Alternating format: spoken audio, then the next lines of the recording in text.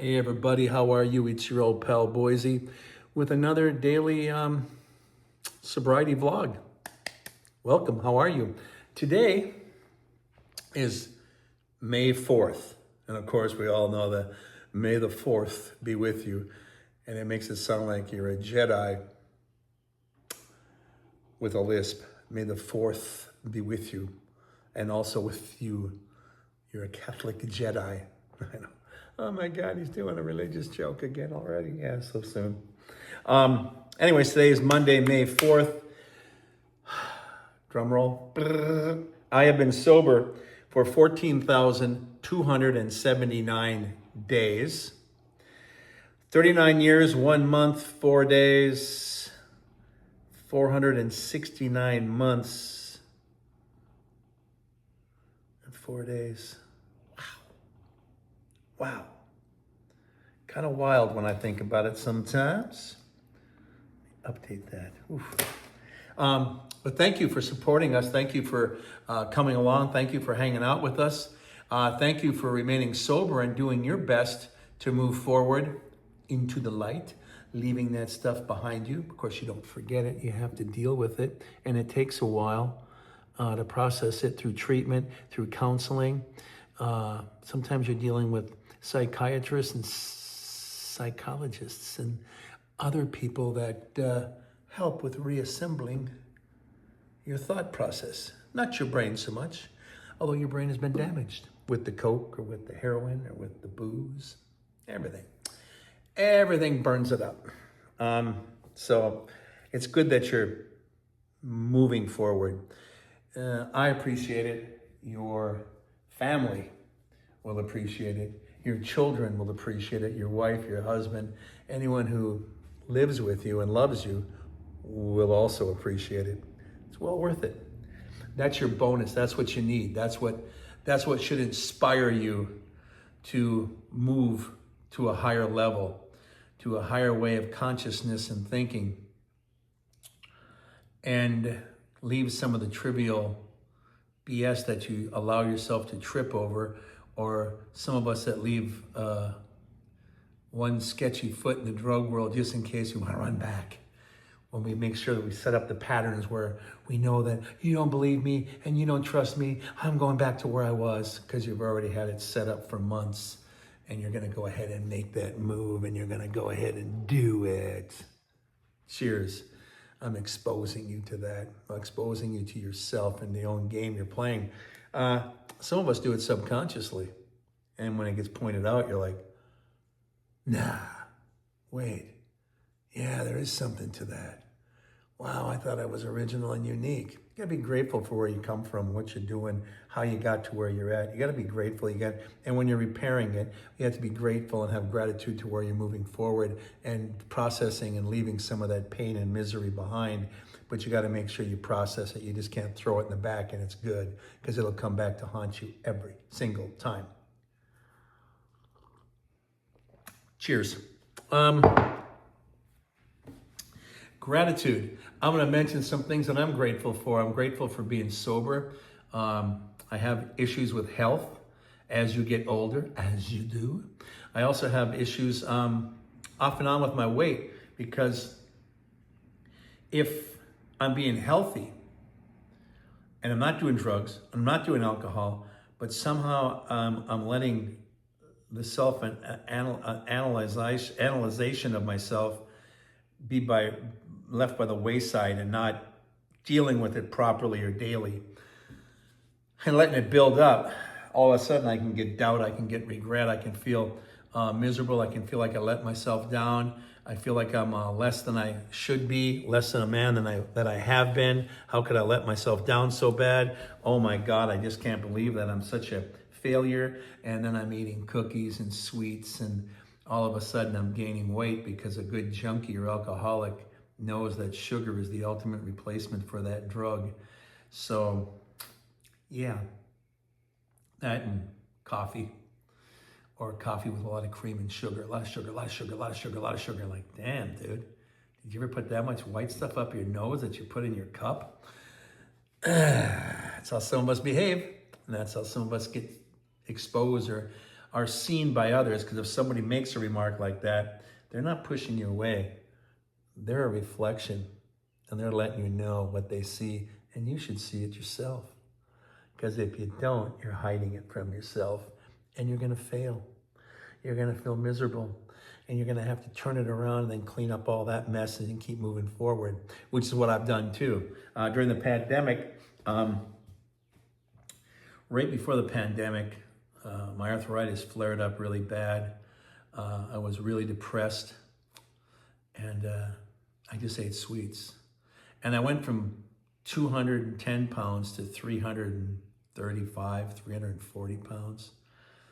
And then Kim suggested that I become not only a vegetarian, a vegan. No eggs, no cheese. Cheese is bad too. Lay off the bread too. No sodas. That was the greatest trick she ever said. It's like, why don't you want to lose 10 pounds without doing one sit-up? Yeah, who do I got to kill? Your sodas. Stop drinking them. What? Yeah. You keep drinking them and you're gaining sugar upon sugar upon sugar, and you're not losing weight. You're gaining it slowly, and it slowly accumulates in you. And then when you stop, it'll take a while to process it, and by 30 days, you'll at least process 10 pounds of fat, body fat, because you're not supplying it with that sugar. And of course, me being an ex-junkie or a junkie, I guess it depends on something like, you're never cured. Yeah, I know. But I call myself an ex because I'm not currently using. But that also signals that I was one and I was using, and you can determine what you want out of that. I can give two shits about how you think about that. That's why I say it, because it's out there, and that way I can't hide it. But anyways, I lost 10 pounds. Like, wow, this is fantastic. I think I'll try that vegan thing you're talking about. And then when the pandemic came and they paid me because I was a gig worker, after I got out of the restaurant business, I got paid to stay home. So I did. But then I went and walked. I do my 10,000 steps every day still. But at that time, I was doing 25 to 30,000 steps, because that's all I did was step and walk and do yoga and work out. And when I ate, I was eating vegan, plant-based food, or just salads and vegetables. And that became my favorite. I enjoy just eating a carrot now for a snack. Pretty weird. This is how you can tell you're a vegetarian or a vegan.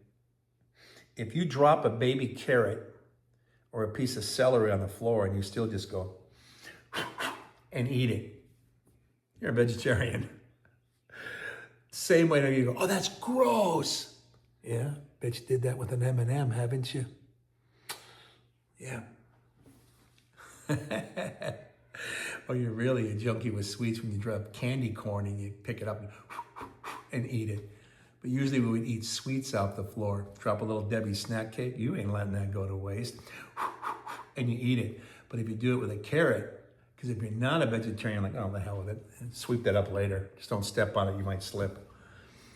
It's a big difference. You can tell by your behavior sometimes what you actually are. But yeah, so I lost a lot of weight. I got down to 200 pounds. At the time, I was a diabetic, but all my numbers got in line, so I was no longer a diabetic either, and I didn't have to take the medicine, so it was really quite a cure, and I felt fantastic. And then my arthritis flared up. I got depressed again, and then I got up to about 275 before I stopped again. The funny thing is Kim will say something to me, and she's not vulgar like I am. She's a person of class. Why she's with me? Fascinating question. But when she talks to me in my language, then I know she's serious. Like the first time when I was like almost 340, and she literally said, are you gonna fucking do something? Are you just gonna die and kill yourself? That's quite a mirror. Thank you very much. And she did it again when I got up to about 270. So thank you for that. And I just pulled my head out of my own ass, and I started applying myself again. And it's a good feeling when you start applying yourself, even though you've done it before. It's a feeling, a rush, like you're going the correct direction. It's exciting. It's empowering. And you're like, my God, this is great. So like right now, I'm losing the weight again from 275. I'm just cracking 240. So I got 40 more pounds. I want to get below 210. I want 200. So I got 40 more pounds to get rid of. But I feel good already now because it's kind of fun when you can reward yourself. Here's some mental gymnastics for you. Today's May 4th. I went to see the Star Wars movie 50 years ago. Yeah. That is quite a chunk of time too. And at the time I was very high at the movie. Definitely high. The greatest thing about being sober is I could still enjoy it without being high, just like I could enjoy music without being high. And I even told my counselors, if that's the case, I'll be fine. And they said, that's not how it works. And I said, with me it is. So I'm grateful for that because I didn't enjoy music and movies before I started socializing with drugs. I was talking to someone yesterday about drugs and alcohol. And when you first start, it's fun, it's exciting, it's socializing. You're just you're just in the in crowd. This is great. And you haven't accelerated or crashed and burned yet. So it's all kind of new and a novelty and it's exciting. And I'm breaking away from my parents. I'm my own person. I'm a teenager. I'm finally a man. You're finally a woman. Yay! And we're actually just, when you're 30, you look back and go, God, are we stupid kids? But that's how it is. Because actually, when you're 50 and you look back at 30, you also say, God, are we stupid kids? We're always learning, we're always growing forward. Never think that you're on top of everything at every single moment because you're not. And that's the part of the false pride that'll set you up to knock you down like a bowling pin. You do it to yourself, other people will do it too. And once you fall, they pile on you. So it's a horrific feeling. You know exactly what I'm talking about, don't you? That's right. But it's exciting when you start getting yourself healthy again because a little over 30 years ago, I was in Den Haag. I've opened up and flipped over 55 Applebee restaurants across the country. It was Applebee's International in the 90s, and by God, we were actually doing stores internationally. They were just starting to put their toe in the water, but they retracted pretty quickly after that because distribution and franchise fees and other things was just too hard. And in Europe, they don't even tip. So they include it in the meal, and people get paid a decent wage to be your server. They're not reliant on your tips. And if you tip, it's just extra. But it's a whole different culture in Europe than it is here, and it was kind of fascinating to learn that. But I'd buy t-shirts. I would buy, everywhere I went, I would buy Hard Rock, if they had a Hard Rock in the city, and definitely Planet Hollywood back in the day. And of course, Den Haag is just south of Amsterdam, so that was the city that you'd go to, and there it is, Amsterdam. And I was just wearing this and thinking about that, how grateful I am. I'm also grateful to be able to wear a t-shirt that I bought, and I thought, oh man, this is kind of tight. I usually like baggy t-shirts. That was 30 years ago. When I was 35, I want baggy t-shirts. I don't want tight stuff. And now, I'm losing the weight. I still got, like I say, 40 pounds ago, but all of a sudden, I can wear this thing again. Like, what? So it's kind of empowering and kind of fun. And it's kind of a pat on your back, attaboy, you're doing good, keep moving forward. We all do little things like that for ourselves. It might even just be a haircut, which I'm not gonna get. But you get a haircut and you go, hey, I look good today. This is great, I like it. And you feel good, you feel handsome, and you're out there, or you're a woman, you feel beautiful, and you like being seen. And it's a great empowering feeling. And you notice that people talk to you differently because they're reacting to what they're seeing. And they're approaching you as such. Just like people who already know I'm sober, I don't have to tell them, I go, yeah, by the way, I'm sober. I've been sober from drugs and alcohol for 39 years. People that already know. So they approach me a certain way because they already know the narrative. And that's a big narrative of my life. And a lot of people know, everyone in Houston does not even know the jackass I was back in Duluth, Minnesota. No one knows down here. Even people in Nashville don't know. Even the people that I opened stores with, because Applebee's, the corporate office was located in Kansas City. And it was amazing. It really was. I think it was Overland Park we were at, but it was amazing that those people didn't know either. And then when they heard, they were like, "Oh wow! Well, that's why you're so outgoing. That's why you're almost giddy drunk when you're presenting yourself. You're a comic. You're funny. You're outgoing, but you don't even need the drugs anymore. You just do it naturally." And it's like, yeah, I've learned to not rely on those chemicals anymore, which is great. And I was able to make a living doing that because then I would stand out in the crowd. And then other franchise, we corporate stores, but we do franchise stores. Now a franchise could be owned by a single person, a family, or it could be a group, an LLC, where there's 4 or 5 people that own it. But they would be there while we're opening it. And they would see the way I would behave and interact with people. And they're like, this guy makes it fun. A bit like Robin Williams. I get like in Dead Poets Society. I'd actually stand up on tables and talk to people and be like, what? And I get their attention. And once I got their attention, they followed me around for the 2 weeks or the 2 months that I was there, like I was a mama duck and they were my little ducklings and they all did what I needed them to do. And I trained them in a fun way. But the people who own those companies were like, this guy get money down to the bottom line. Before he leaves, someone give him our card. So I had like a choice of, 8 or 10 different franchise, LA, Seattle, in Florida, Tampa Bay, New York, Philly, Jersey, and Nashville.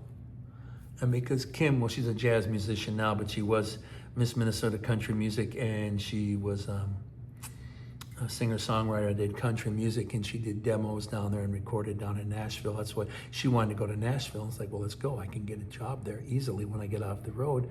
These folks gave me a card. And it was funny because the 2 area directors had split. One, Tom stayed with Applebee's, and the other guy, I forget his name because I didn't go work for them, but I remember him. He went to go work at Logan's Roadhouse. So I had a choice between the 2. But instead of going to Logan's, I thought, well, I just keep with my Applebee's because I already know the recipes by heart. Why learn all that other stuff? So I stayed with that so I could keep my strength and I could even develop more and become more of a character. Because at this point, I'm inspiring people that are actually working for me, and I can promote them and I can train them. But I'm also benefiting from training the people so that we can even just save on the light bill and all of a sudden bring more money to the bottom line so that I could always be one of the top stores in the Nashville market. Which led to us having a big celebration, and we were in my first time in Jamaica, and I won a few awards there too, so it was kind of fun. And it was really funny because I was the only one, because it was an all-inclusive, so you could drink and eat to your heart's content. It was all included. You didn't tip. It was part of the inclusion. People were being paid well enough so you didn't need to tip. You never carried your wallet, never carried your ID because they already knew who you were, and you were already registered, so you can just freely drink. And the funny thing is, in Jamaica, and some of my coworkers, the other general managers, would laugh and say, man, we've only been out here a couple days and they all know who you are. How the hell do they know who you are? I'm the only sober guy on the whole fucking island, evidently, especially in our group. So it came to the point where, oh, there's Cece saying hi. It came to the point where if I come in, I'd have everyone get drinks and I come and get a banana smoothie. And the bartender's like, yeah, man, here come the banana smoothie, man. How you doing, man? Everything I read? Yeah, man. I get you your smoothie, man. Because I was the only one that wasn't drinking alcohol. And then I wasn't the only one that wasn't smoking the herb of the island. As a matter of fact, they had it roped off so that people that weren't at Sandals Beach Resort couldn't get on the dock. They had it roped off. But there'd always be some guy on a kayak or a canoe or those stand-up paddle things come up and go, yeah, man, you need any herb? I got herb. And he'd sell it to you. You'd reach over and people would buy it. I remember one of the guys who owned the franchise, I saw him buy a nice little bag of weed and go back to his bungalow. I'm like, wow, everybody's high, everybody's drinking except for me. But I love the reggae music, I love the experience, and I love the people I met. and it was enchanting. I'd like to go back again.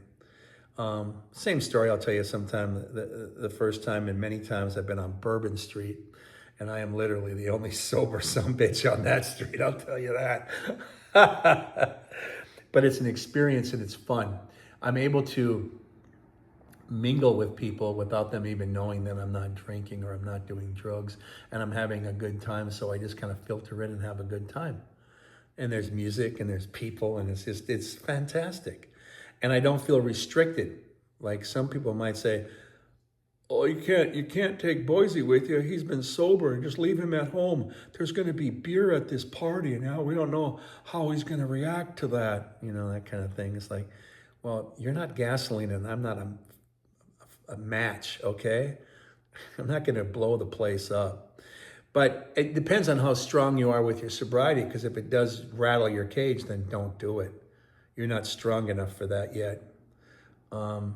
Just like when I was a younger kid doing martial arts, when I was a green belt, I could handle green belts and below and maybe a few brown belts, but very seldom did I ever knock a black belt on their ass. More the other way around. I had to get higher in my training before I was able to do anything close to that. And that's how sobriety is too. I mean, that's how your school is in your education. And sometimes you can tell where you are in life by where you sit in the classroom. When I was just a troublemaker having fun, I was in the back. After I'd sobered up and went to college, I was in the front row. And even I graduated from Duluth Central High School, which is no longer available. They closed it down. I think, what are they going to do in Duluth? Make it remote soon? I think they only got 2 schools out of the whole city. Like, what the F? But anyways, but here's an idea. Like every other state in Minnesota, why don't you make your billionaires and millionaires pay their effing fair share? Then you got money for education, money for roads, money for school program. Wow, what a great idea.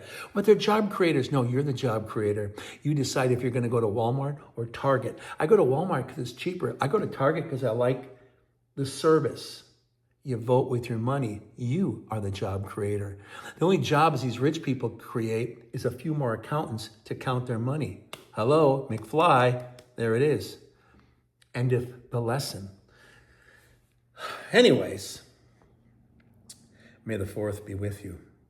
May you be strong enough that you're able to walk among the rest of the Jedis and fight the dark side. Keep the dark side at bay. But keep in mind, even when a religious leader sells you the light of Jesus, there is a light of Jesus, but it's not 100% light. Half of it is negativity, half of it is the devil. Because if you don't have the devil, you're not going to appreciate Jesus. You know which way to walk. You know which way to talk. If you dance with the devil, you know what you're doing. If you keep away from the devil, fine. He's still going to be playing his fiddle and inviting you to come down to Georgia. The devil went down to Georgia. He was looking for a soul to steal. He was in a bind, and he was way behind. He was willing to make a deal.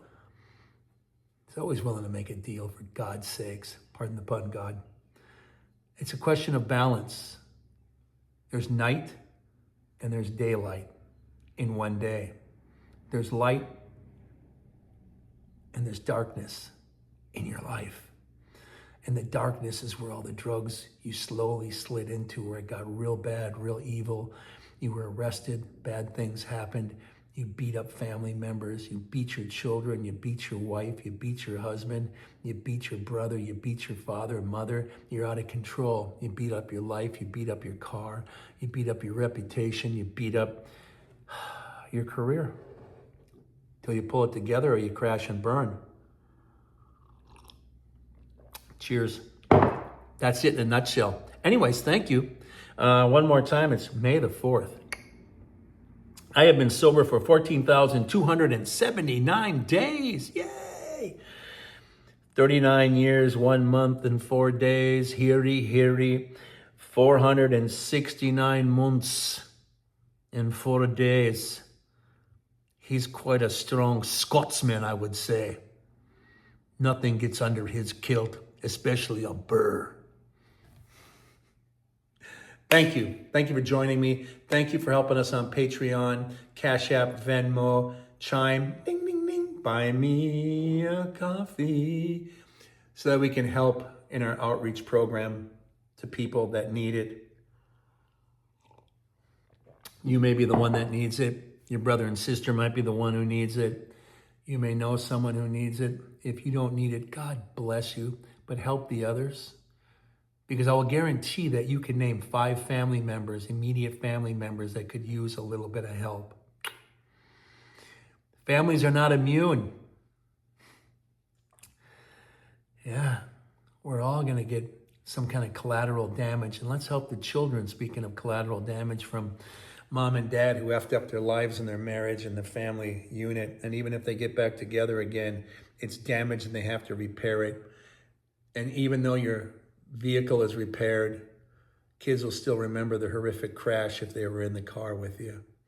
Even if your house was half burned and gutted and you barely got out with your lives and you rebuild your house, your kids are still going to remember that fire. Now, unfortunately, you're the crash and you're the fire. So you got to keep fixing it your whole life. And as long as you're honest and open about it, maybe your children will not choose that path as well. But if you're not, and you're one of those family members that continue the story, well, we don't say we love each other, we just know it. You're just making that hole in their soul that much bigger, and pretty soon they'll start self-medicating as well. And they'll realize it's fun and get away, and F you, mom and dad, I'm an individual, I'm a freewheeling teenager, and pretty soon it gets really bad. And then you end up in jail, get arrested 3 times, and you're at your lowest point. So it took me a while to crash and burn and turn it around. Hopefully you're not as dumb as I am. Hopefully you're not as stubborn and stupid as I was with this. So I applaud you right now for making the effort. Thank you for joining me. Your time is very valuable. I would say it's more valuable than mine. So that's why I thank you from the bottom of my soul.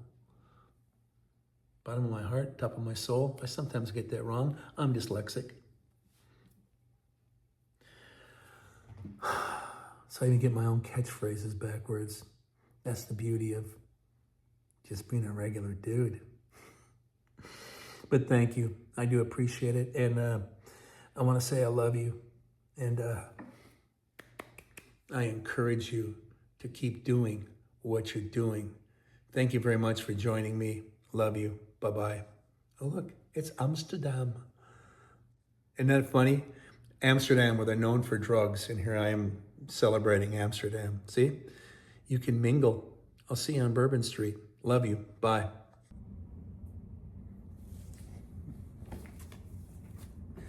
Hey, everybody. How you doing today? It's your old pal, Boise, another sobriety daily vlog. It's a Sunday, May 3rd. Beautiful day out. Down here in South Houston, we can tell that the spring is pretty much ending and summer is coming, because things are coming along. The heat is coming along, and also the humidity is rising. So here comes summer. Cheers. And I'm sitting at my staircase right now, somewhere different, just to set up the camera, and just go over. Sunday. It's sometimes a lazy day. Sometimes you just assess how your week went, how your day is, man, how your life's been. Sunday's a fun day. And then we all hit Monday. It's a manic Monday. As Prince said through the Bangles, just another manic Monday. Wish it was Sunday, because that's my fun day. I don't have to run day. Now it's just another manic Monday. So Sunday is always kind of considered a nice church day, a relaxed day. Your religion might be football or sports. And it's like, there you go, so might be backyard barbecuing and things like that. Get the family together. Because even those of us who have that hole in our soul and don't talk to our family about it, Dad's going to go back and barbecue, and Dad's going to take special care, because Dad's going to show he loves you. He doesn't say it, but he's going to show it. See, that's where you just almost there. You can enhance your barbecue by sharing that kind of stuff with your kids. Even your wife. That's the reason why you have the kids, right? You know what I mean? You know what I mean? Say no more. Say no more. Today is May 3rd, Sunday. I have been sober for 14,278 days. Little update here. 39 years, 1 month, and 3 days. 469 months and 3 days. In the words of the Grateful Dead, what a long, strange trip it's been. Or if you're in England, been. But cheers. Thank you for coming along. Today, I'm just going to answer some questions that came to me, and I got them right here in my phone. But of course, it's one of these apps where you can't expand it, so it's like, so just in case, because your app won't open up everything, you force me into ageism.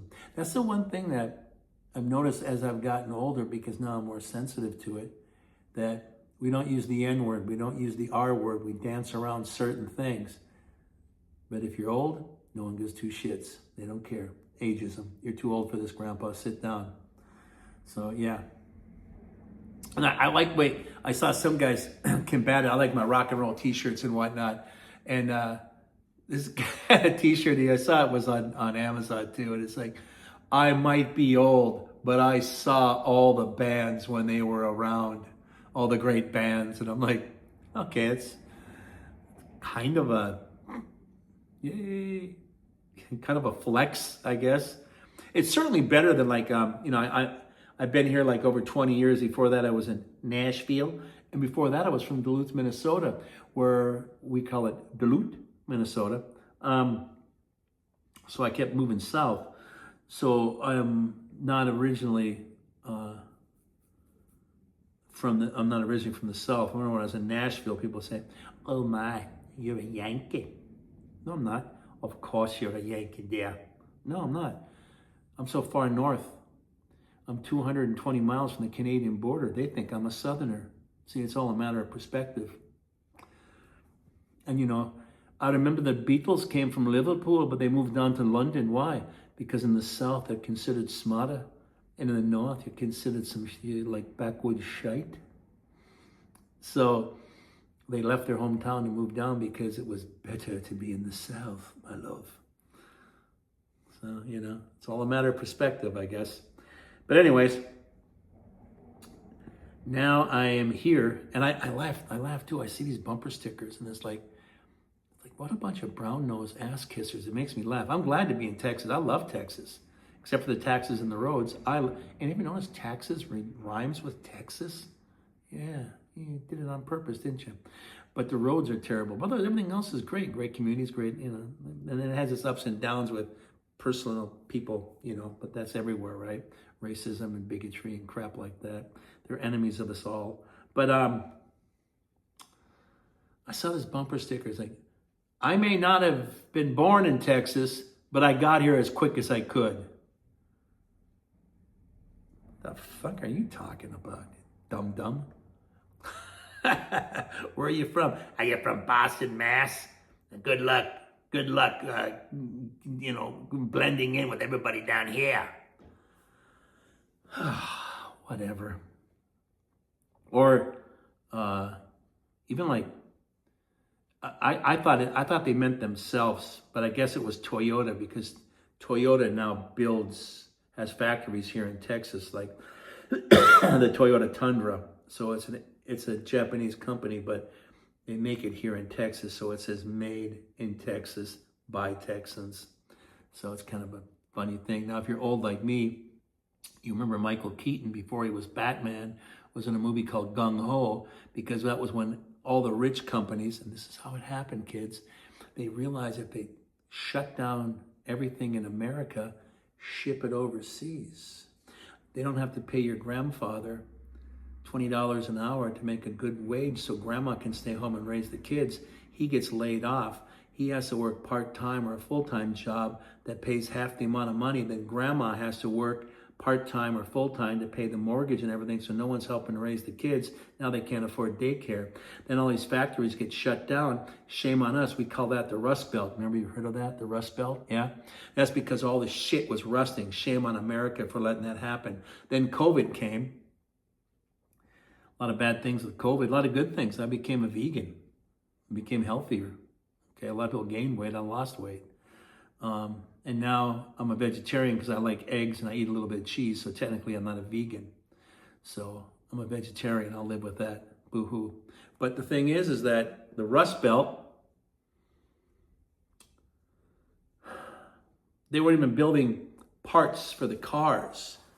So those things got shut down from Detroit and Indiana and Ohio, and that got made in Canada and Mexico and overseas again. Then all of a sudden it has to get shipped back here. Then the pandemic F's everything up, and then the CEOs who made all that money for those companies for the last few decades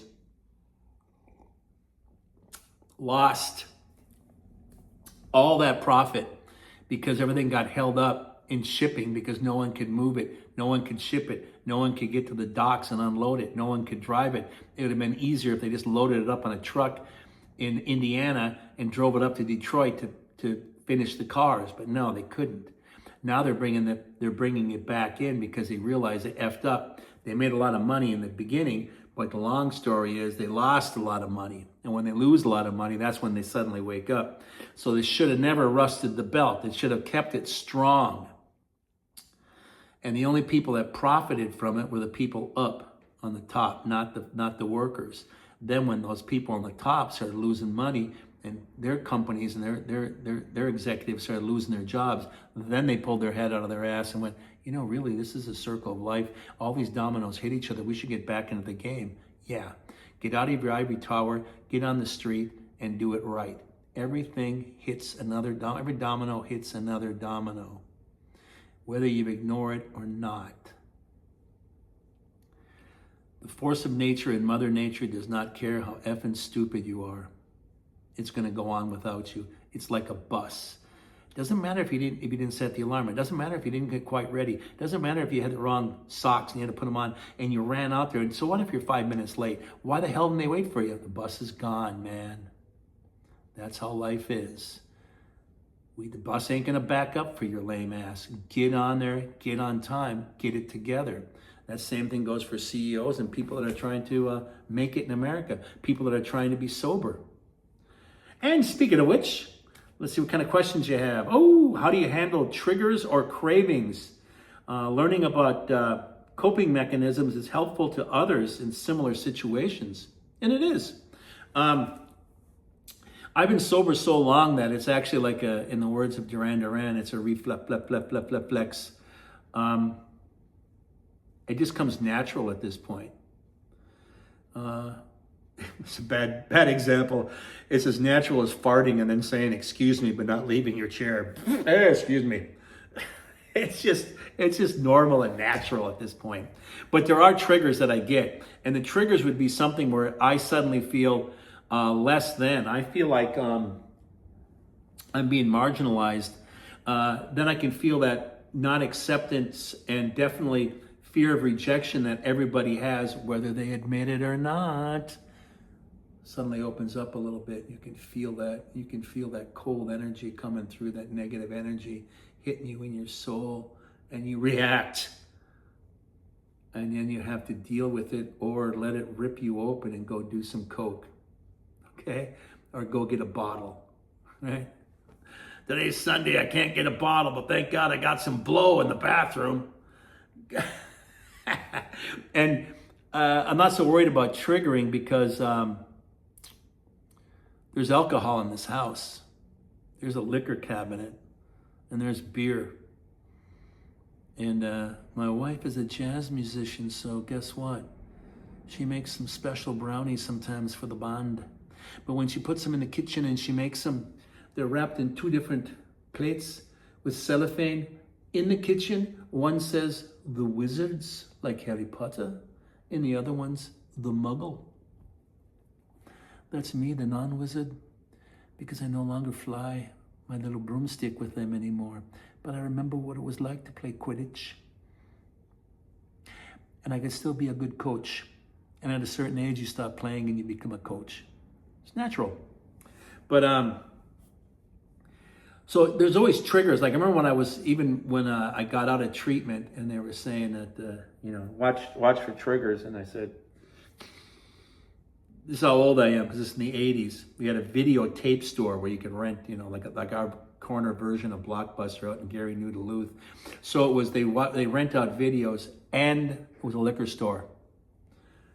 So I'd still rent out videos, but I'd walk right past the liquor. But I tell people, well, the Temptation's right there. It's right across the alley. If I'm not going to see my probation officer in a week, and providing she doesn't call me in early, I could get totally shit-faced and watch a movie. I could put on a concert, get one of those concert videos. I could watch like Huey Lewis in the News live, and I could sit there and have some drinks like I'm at the concert and crank it up. Rock on! It's hit the B square. Yeah. Sorry, another flashback. But I didn't. But it's always there. Temptation's always there. It's just, how do you react to temptation is how big of a hole you're exposing yourself to and how you're reacting to it. I would joke around when I was at work. I had this one girl said, she wanted to work an extra shift, and I said, no. Well, rent is due, and I go, honey, the first always comes at the beginning of the month. But I remember last month, after you paid your rent, you called out 3 times because you had your rent paid, so you went and partied and had fun. Fine, whatever you do. Now you want to make up for it because you didn't save your money. I'm not part of your scheme of paying the rent. You should already know this. You know why I keep you around, right? Because I'm the prettiest girl in the server here? No, I stopped sucking in my gut at 36 around beautiful women. Shut the F up. Use that crap on a younger guy. I keep you around for free tech support, okay? Jesus H. But I mean, there's your temptation too. It could easily be like, yeah, well, sure, we'll take care of you. I'm glad to help you. Maybe you'll do a few closing shifts with me.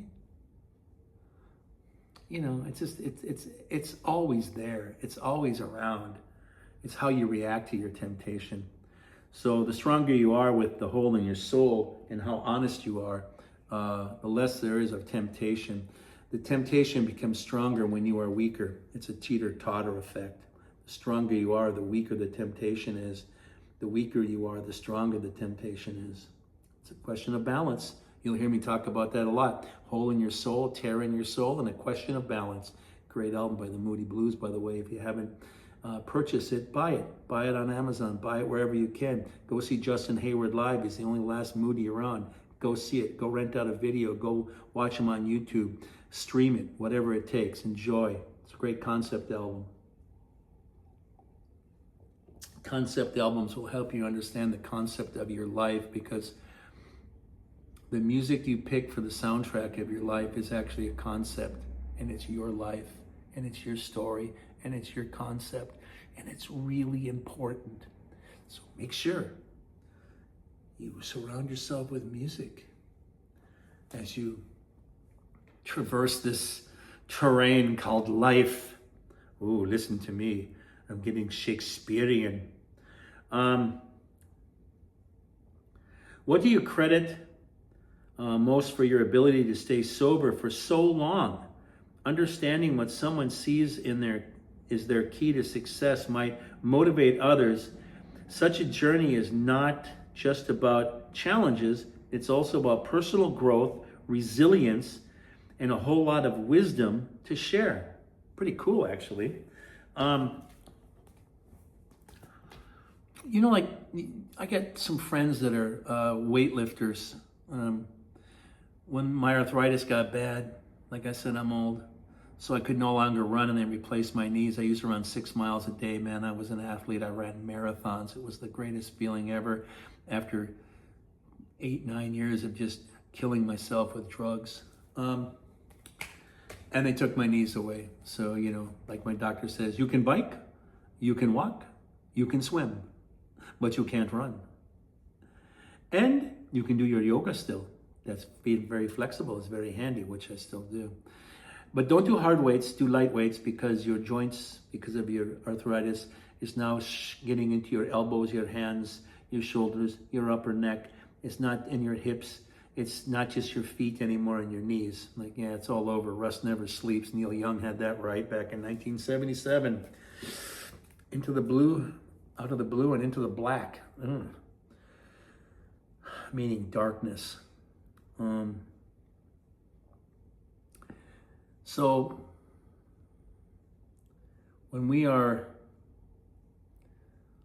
living our lives, I think it's important to have music in your life. I think it's important to reflect. Music to me is the time portal in which I remember things. I remember being off the top of my head, in the 8th grade, Washington Junior High School had one of the, I forget what it was called now even, but it was a lock-in. You were there overnight. You're all locked in. They had a DJ playing music all the way until 6 in the morning. You were locked in. You couldn't get out. That would keep you safe. There were 2 different rooms where the boys and the girls could sleep separately, of course. Like, I can't imagine too many 8th graders going, yeah, I'm going to get over there and get some. But, it's like your way of spending after. It's first time for a lot of us spending after hour time with the opposite sex.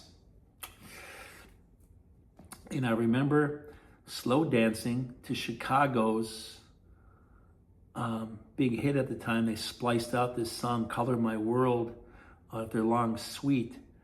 And it was just an easy, you grab your girl and it was like, 1, 2, color my world. And it was easy. And I remember dancing with you, Jenny. Love you, baby. Still do to this day. And I remember that vividly. But what did I do the day before and the day after? I couldn't tell you. But music transported me back to that time of being 14 years old. So I was already a teenager, and you're already feeling awkward, and you're feeling all these crazy emotions. And you're living your life like a cliche and trying to impress girls. And that's where it kind of pretty much starts. And you already have a hole in your soul. It gets even bigger. And later on, you're partying and drinking and trying to impress Jenny. And she's thinking you're clever and funny, but then there comes a time when you drink so damn much or do so much drugs, she can't stand you. Sorry, Jenny. But then I sobered up, and she found me on Facebook. Chef's kiss. We're best of friends. We tell each other we still love each other, but it's more of a love, of a childhood love from the past that was never consummated, which makes it even still special. And she's a grandmother, and I'm just an old fart with cats. Yay. So, traveling in time with your music and sharing it with people and sharing yourself with others, I think, is very important too. That helps, with me, it gives me resilience against something hard. It hardens my metal. Wisdom, I don't really look at myself as being wise, but a lot of people do ask me and try to pick my brain.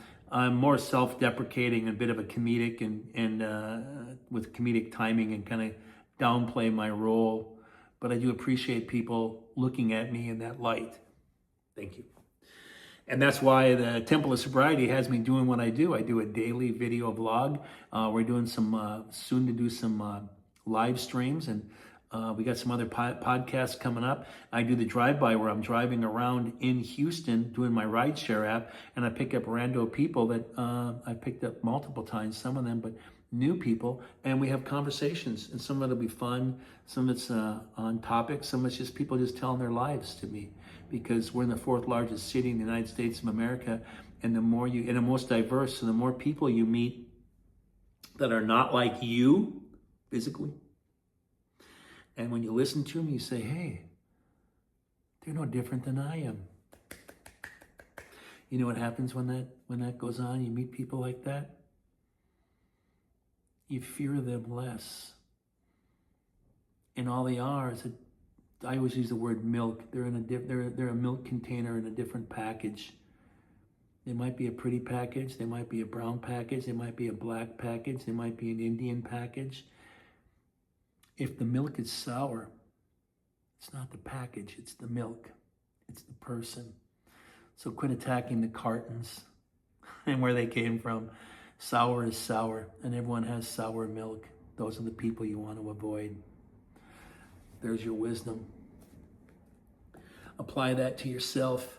And apply yourself to this program. Make sure you help us with Patreon so we can do an outreach program to people. Venmo, Cash App, buy me a coffee, buy me a coffee. Just my metaphor. You're not actually buying me coffee. It's just a way of you supporting. But I still salute you with my coffee because that's all I drink now. Oh, water too, of course. Very seldom any soda anymore. Sometimes apple juice or orange juice, stuff like that. Tomato juice, that's always good too. But I think it's important that we do an outreach program. We help people because there are people actually struggling. There are people that are a little more secure in their skin like me, even though every now and then I can get knocked off my pony as well. But not so much anymore. And